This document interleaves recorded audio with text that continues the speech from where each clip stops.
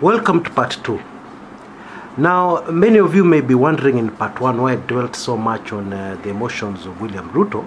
Yeah, you may have asked yourself, what's going on, Chris? You're analyzing emotions instead of analyzing politics. Okay, you're analyzing human nature instead of analyzing politics. Yeah, you've got it wrong. I know that's what some of you said. Now. Politics is human nature. Politics is human emotions. You cannot separate those. Yeah. Now let me just prove to that to you in great detail. Okay. Now older listeners of this channel know who taught me politics. Yeah, it was my late dad. Okay, and this is important because in the basics of politics, yeah, and it's very interesting because I learned those basics of politics courtesy of my old man, yeah, from a play by Julius Caesar, a play by William Shakespeare called Julius Caesar. Now don't worry, I'm really going to simplify this. And indeed, let's start with a point of confusion for a lot of people, because I realize not all of us are literature majors, yeah? Yeah, so let's break it down, standard 2 stuff. Let's make it very simple, okay? Now, Shakespeare wrote a play called Julius Caesar, yeah? And it was like a political commentary, yes? Because it was based on actual events, yeah? Because Julius Caesar was actually murdered, yeah, on 15th March 44 BC, yeah, and it was the result of a conspiracy by Roman senators, yeah. You know, Rome was a democracy, yeah, and it was run mostly by senators, yeah. So this was a conspiracy by many senators led by Gaius Cassius Longinus, Decimus Junius Brutus, and Marcus Junius Brutus, okay. Now what these guys did is that they stabbed Julius Caesar to death, yeah, at a location adjacent to the theater of Pompey, yeah, in Rome. So it actually happened, okay. Now, why did they kill Caesar?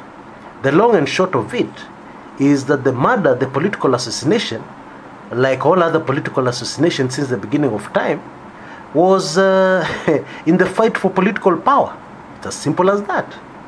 Now, what this genius of a playwright William Shakespeare did, yeah, was to break it down for us politically, yeah. He brought out the emotions, he brought out the politics, he brought out everything, yeah. And therefore, I still recommend, yes, that anybody who wants to understand politics deeply, yeah, which is important, because a lot of events are happening in our country, a lot of events are going to happen in our country in the future, and you cannot always trust those who analyze it for you, yeah. It's a good idea you analyze it yourself. So for you to analyze politics, you have to understand the basics, and there's no better place to learn the basics than from William Shakespeare's Julius Caesar. Now, courtesy of the web, this is very easy to do because the Shakespearean complicated English is simplified for you online. Everything is explained to you online. It's very easy, and I think it's a fascinating tale. Actually, the crux of the matter, you know, the reason why Caesar was killed was very simple. Caesar was about to become a benevolent dictator. Sound familiar? Of course it does. Yeah. So Caesar was about to become a benevolent despot, okay? And the people really loved Caesar, okay? And but the Senate said, you know, most in the Senate was saying, a benevolent dictator is still a dictator, yeah. So they're asking themselves, what happens to the Senate after that? What happens to the power we've been wielding? Yeah, it vanishes overnight, yeah. And you know, they had cherished the democracy of Rome for a long time. So the conspirators, who do they approach? They approach somebody very close to Julius Caesar, yeah, and they convince him, yeah, that actually democracy is important. I'm telling you folks, politics never changes, okay? So they approach him and they tell him that, you know, democracy is very important for Rome, yeah? We cannot let democracy go just like that. And I know, Bona Brutus, you really love Caesar, but you should love your country more, yeah? Rome is bigger than you and me, yeah? Now, Shakespeare captures it perfectly because it doesn't happen overnight, yeah? But finally, Brutus anaingia box.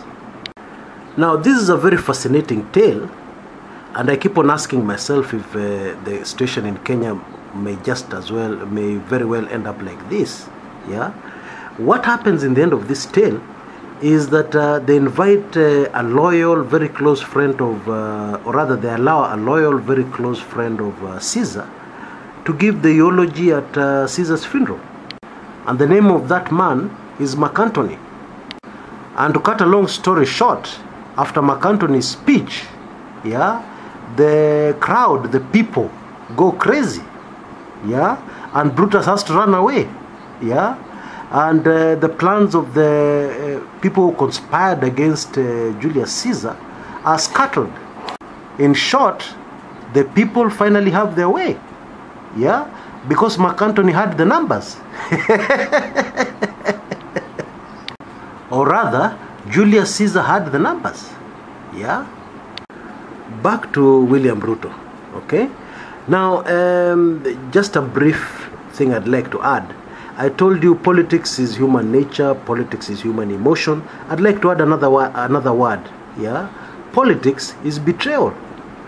And this comes out very, very clearly in Julius Caesar, yeah, the play by William Shakespeare. But even now in the local scene, the atmosphere, the current environment, makes the Jubilee High Command very, very vulnerable to betrayal. That is the truth. Now, for DP Ruto to betray the Jubilee High Command is not hard, because the truth is, as we have seen in the earlier episode, the High Command betrayed William Ruto. Yes, the presidency belonged to him. He's the one who created it. Yes, although he was only the deputy president. Yes, and somebody along the way betrayed him. Okay, so if he betrays, it will just be tit for tat. Yeah, and this is what is looking increasingly possible and increasingly likely.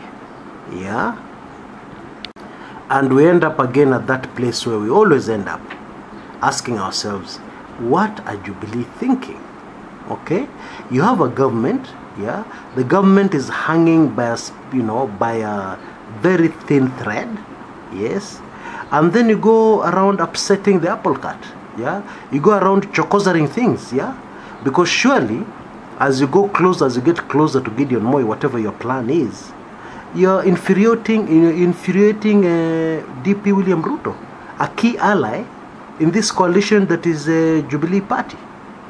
And the way things look currently, it's only a matter of time before DP Ruto and the supporters say enough is enough. And that is why the naming of the new cabinet is going to be very, very interesting.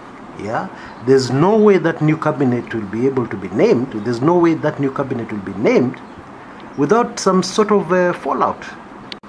That is a given. Yeah, and then of course on this other side we have NASA and their plan, and NASA say their plan is on course. Wamechora hii kitu vizuri sana, and Jubilee must go home. Yeah, hey, yes, Jubilee in power, but I would not like to be in Jubilee's position right now. It is not a position anybody can envy. Yeah, it's like being injured in the desert and vultures are just circling. They're circling in the air, they're just waiting for a chance to pounce.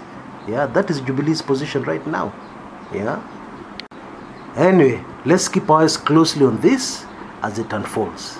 Until next time, this is Chris Kumekucha.